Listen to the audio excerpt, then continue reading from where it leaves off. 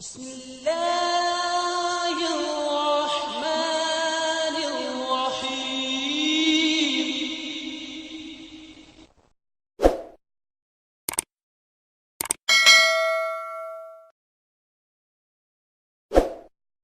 جزا پروگرام کا آخری سوال ہے محترم مولانا محمد حمید کوثر صاحب سے کہ قرآن مجید میں اللہ تعالیٰ نے مختلف مقامات میں غیر اللہ کی قسمیں کھائی ہیں، فرشتوں کی بھی اللہ تعالیٰ نے قسمیں کھائی ہیں، تو ان قسموں کا کیا فلسفہ ہے، اس بارے میں آپ سے تفصیل جاننا چاہوں گا۔ حضرت مسیح موعود علیہ السلام نے ان تمام اعتراضات کو جو اس زمانے میں پیدا ہوتے رہے ان کے جوابات دیے ہیں۔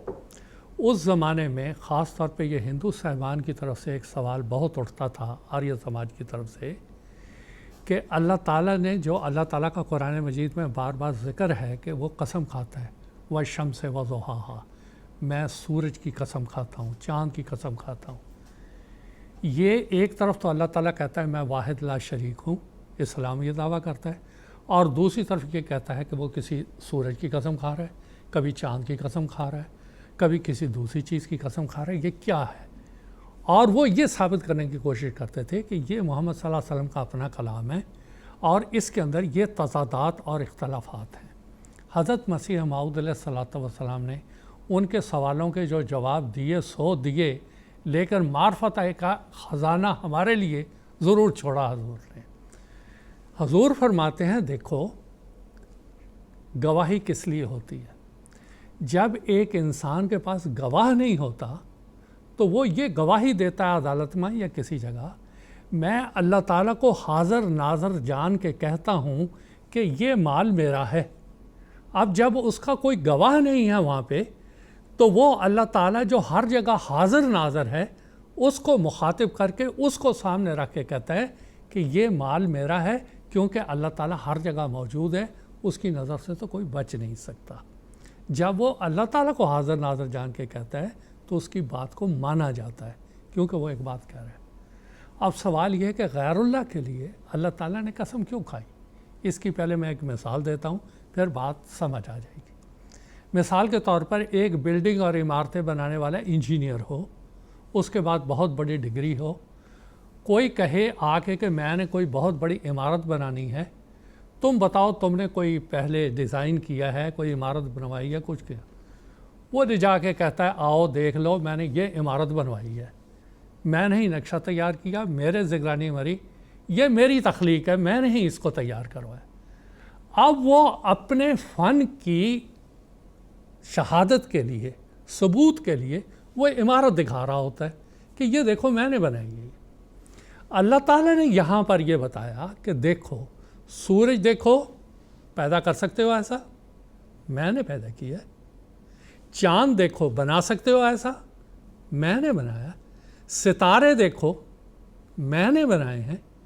یہ کہتے ہیں، جو منطقی اصطلاح ہے اس کی حضرت مسیح صاحب نے استعمال کی ہے کہ بدیہیات کے ہوتے ہوئے ان کو دیکھ کر نظریاتی چیزیں جو پردہ اخوا میں ہیں اس تک ایک انسان پہنچ جاتا ہے۔ جب اللہ تعالیٰ نے اس کی قسم کیا، اس کو شہادت کے طور پہ پیش کیا ہے کہ یہ میری تخلیق ہے، میں نے پیدا کیے ہیں یہ، اور میرے حکم سے چل رہے ہیں یہ، تو تم یہ سمجھ لو کہ اس دنیا کا چلانے والا میں ہوں، اور میں تم کو یہ کہتا ہوں کہ میں موجود ہوں اور میری تم عبادت کرو، میرے علاوہ کوئی اس کو بنا نہیں سکتا ہے۔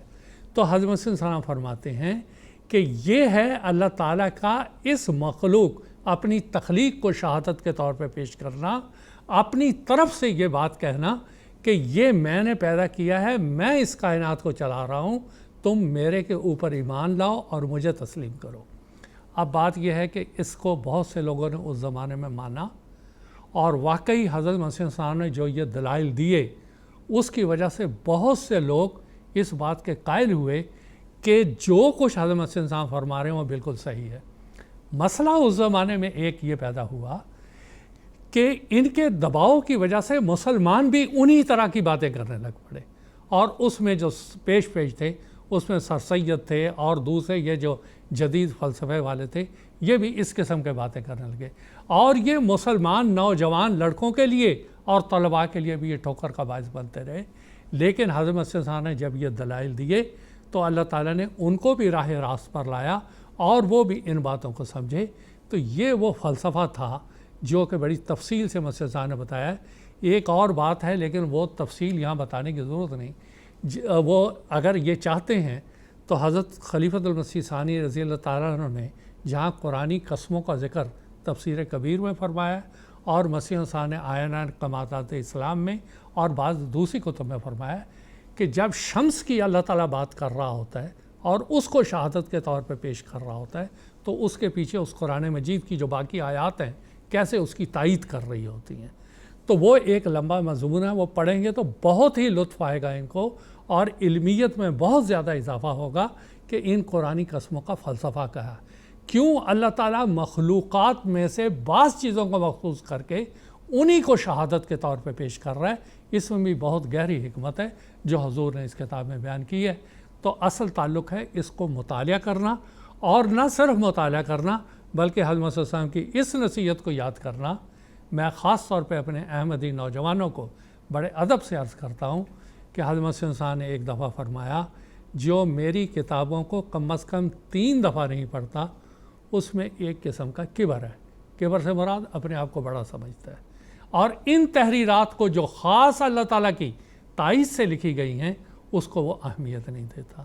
تو میرے سارے احمدی نوجوان جتنے بھی ہیں ان کو بڑے ادب سے درخواست ہے کہ قرآن مجید احادیث کے بعد تیسرا درجہ حضرت مسیح السلام کی کتابوں کا ہے.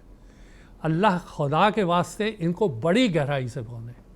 اور جو رسول کریم صلی اللہ علیہ وسلم نے فرمایا تھا یفیض المال لا یقبلہ احد, کہ وہ خزانے تقسیم کرے گا لیکن لوگ اس کو قبول نہیں کریں گے.